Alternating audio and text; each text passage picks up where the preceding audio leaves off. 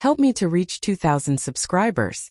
The moment I heard my husband whisper boring housewife in the darkness, I felt my entire body go cold. I had been walking past the slightly open door of his office, carrying a basket of laundry, when his voice cut through the quiet night. He laughed softly, a sound I had not heard directed at me in months, and then he said it again, clearer this time, boring housewife. For a second I thought I had misheard. Maybe he was joking. Maybe he was quoting something. Maybe this was one of those moments I could brush aside if I wanted to keep breathing easily. But then he added something that sliced through me like glass. She will not do anything. She does not even know how to stand up for herself. My heart rattled against my ribs. I pressed a hand over my mouth to stop the sound that wanted to escape. My husband, the man who once begged me to believe he loved my softness, my quiet, my steadiness, was now belittling me like I was a stranger who existed only to be mocked. I backed away before I could hear any more. My chest ached. My fingers shook. I kept reminding myself to breathe while I hid behind the kitchen counter, unsure whether I felt more furious or humiliated. When he finally left the house the following morning, heading to work like everything was perfectly normal, I sat at the table staring at my reflection in the cold surface of my coffee. I felt an anger so sharp and foreign it almost frightened me. But beneath it was something heavier. Something sticky and suffocating. Doubt. Maybe I was boring. Maybe he was right. Maybe I had stayed home too long. Maybe I had let things fade between us without noticing. Maybe I was becoming someone unremarkable. But I could not ignore what I had heard. I could not pretend the shift in his behavior was my imagination.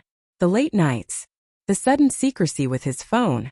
The new cologne he only wore when he was heading to the office. The way he had stopped touching me unless it was convenient. I had rationalized all of it. I had told myself he was stressed, tired, overwhelmed, anything that kept me from confronting a truth I did not want to acknowledge. Now the truth was cracking through the walls I had built. That afternoon, an idea came to me so impulsively that I almost startled myself. If he thought I was invisible, insignificant, incapable of defending myself, maybe it was time to remind him who I really was. I dressed carefully, not provocatively, not for seduction, for clarity, for confidence, for truth. I took photos of myself.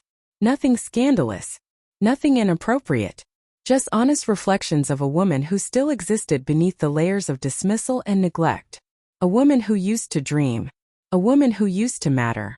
Then I attached them in an email to human resources at his company. I explained everything simply. I told them my husband had been making demeaning comments about me within earshot during work-related calls. I told them I wanted no trouble but believed his behavior toward women should be examined. I did not accuse him of an affair. I did not mention the late nights. I sent only what I could stand behind without regret. And I pressed send. For the first time in months, I felt something that resembled relief. 3 days later, his boss called the house asking for him. My husband had not come home the night before. He had texted me only this simple message. Staying at a coworker friend place.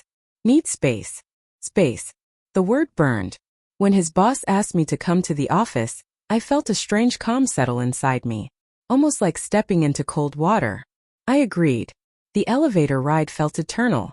My pulse throbbed in my ears.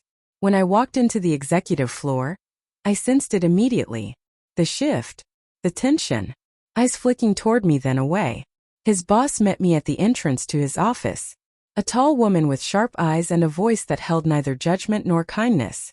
Thank you for coming. We found something during our internal review. We believed you needed to see it yourself. She led me to a screen. My feet turned heavy. It took a moment for the image to focus. There he was. My husband. Laughing with someone. Leaning too close. Touching her arm with the familiarity of a man who had not touched his wife that way in far too long. A coworker. The same woman he claimed was just persistent, annoying, nothing to worry about. Then a video. Her sitting on his lap. His hands on her waist. Their voices low and intimate. Every part of me fractured. The world dimmed in and out like a flickering light. His boss placed a hand on my shoulder. Her voice stayed steady. We found these during the audit you initiated. I am sorry.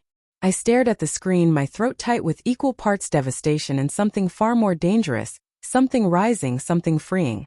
The woman on the screen was laughing. The man with her was smiling in a way he had not smiled at me in months. Yet I did not cry. I simply nodded and whispered, "Thank you for showing me." Because in that moment, the truth settled into place with brutal clarity. He had called me boring. He had underestimated me. He had betrayed me. But I was the one who finally exposed him.